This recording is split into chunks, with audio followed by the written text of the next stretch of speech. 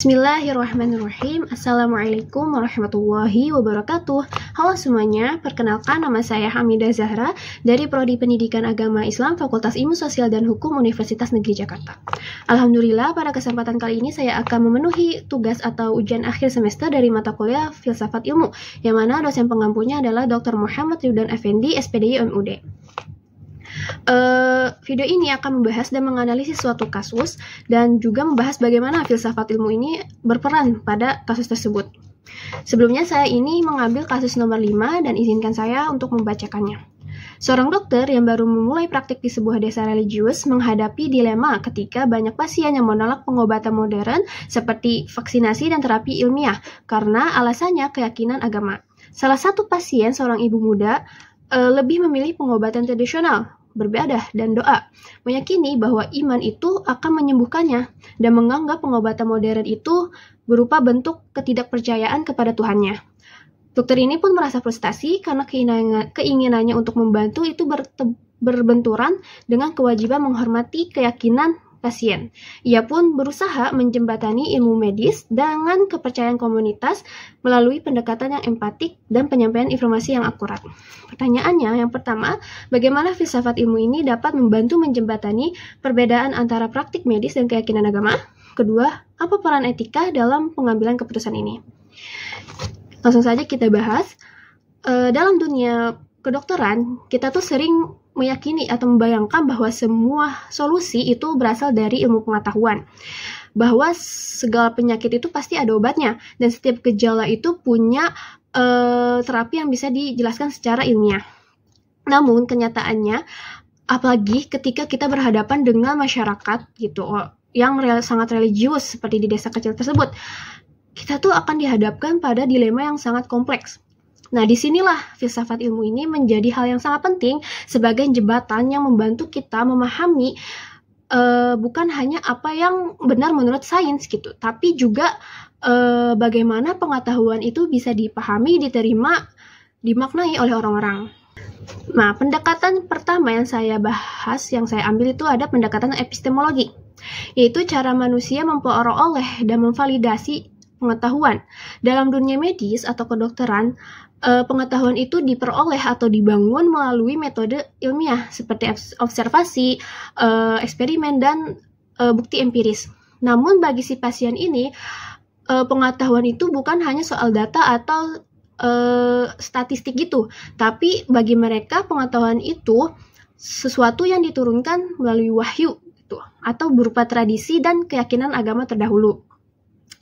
Ini tuh bukan soal siapa yang paling benar, tapi soal cara berpikir yang berbeda.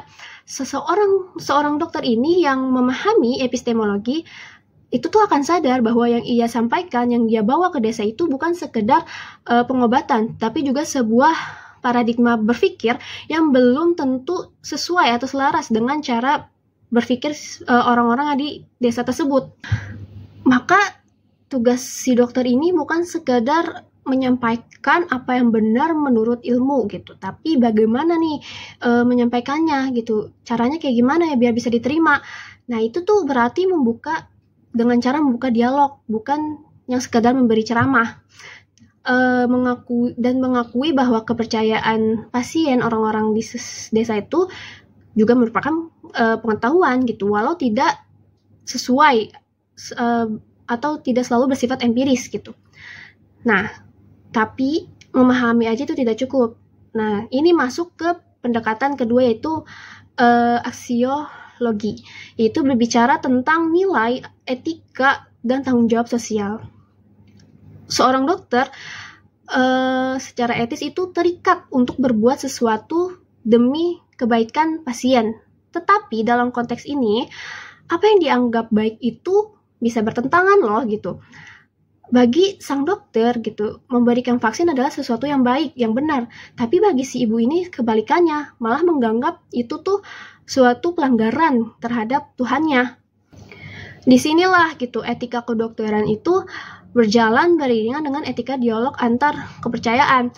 Sang dokter ini tidak boleh gitu memaksakan mereka terhadap pengobatan, tapi juga gak boleh menyerah. Yang dibutuhkan dokter ini tuh pendekatan yang etik relasional, di mana keputusan itu dibuat tidak secara sepihak, tapi dalam relasi yang setara antara dokter dan pasiennya. Dokter ini tuh bisa ajak ngobrol baik-baik, pelan-pelan terhadap ibunya atau orang-orang di desa tersebut, kayak bagaimana vaksin bekerja, atau kayak jangan memaksa dah gitu, pelan-pelan. Nah, pendekatan seperti ini tuh bukan hanya etis, tapi tuh manusiawi. Ya, ini tidak akan merendahkan keyakinan mereka dan juga tidak menanggalkan ilmunya. Sebaliknya, ia menjembatani keduanya dalam ruang dialog tersebut. Maka, kesimpulannya, filsafat ilmu itu mengajarkan kita semua bahwa filsafat ilmu itu berinteraksi langsung gitu dengan budaya, agama, dan nilai-nilai.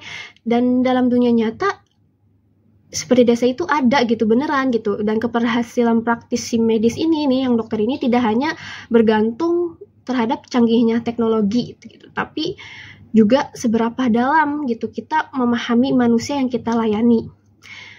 Maka bagi dokter itu dan bahkan kita semua, filsafat ilmu adalah lentera gitu bagi kita untuk membantu melihat sesuatu itu yang lebih jernih, berpikir lebih luas, dan bertindak lebih bijak. Sekian pemaparan yang saya sampaikan, semoga bermanfaat, berguna bagi kita semua, dunia dan akhirat. Kurang lebihnya, mohon maaf.